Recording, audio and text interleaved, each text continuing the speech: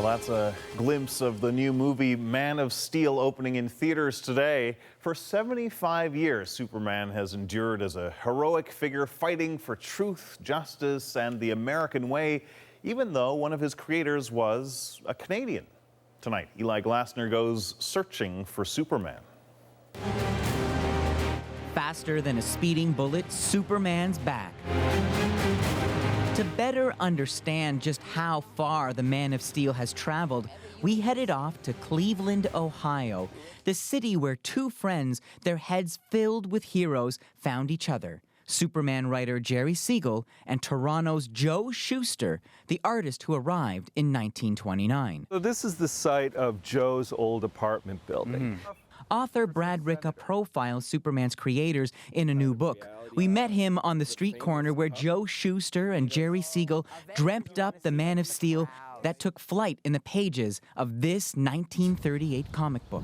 You needn't be afraid of me. I won't harm you. He would sit at the table in the front room and just always draw, and Jerry would come over and kind of, lean over his shoulder and say, oh, do this, do that, and that's where they did it. It's also where Superman's secret identity sprang to life.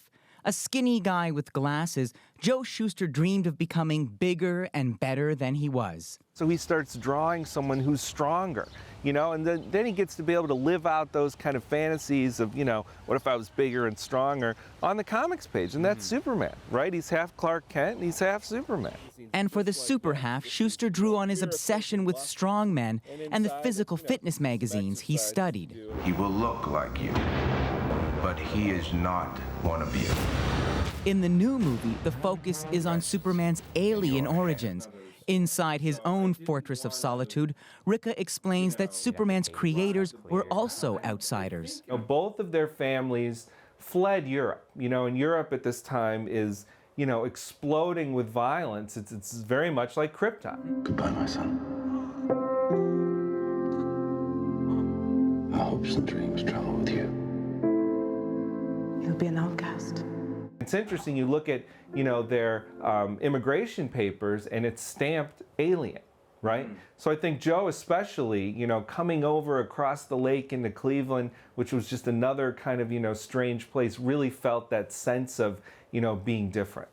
And just as Superman helped Siegel and Shuster escape the Great Depression, he was there for artist Francis Manapul, who learned English from the Superman comics he read when his family emigrated. That's how I bridged the gap to when I first came to Canada, right? So I had this connection with the character that seemed to always be there. He even won the Artist Award named after Joe Shuster and now works for DC Comics. While still a super fan, he says it's time to let go of the gentle hero many of us grew up with. I think now, even if you look at video games and other movies, it's a lot more visceral. It's a lot more gritty. And I think it's really interesting to finally see a character as powerful as he is to be able to take on that kind of physical aspect. Soaring once again from the page to the silver screen. Eli Glasner, CBC News, Toronto. Well, in talking to Brad Ricca, Eli had another question he had to have answered. So, where did that famous getup come from?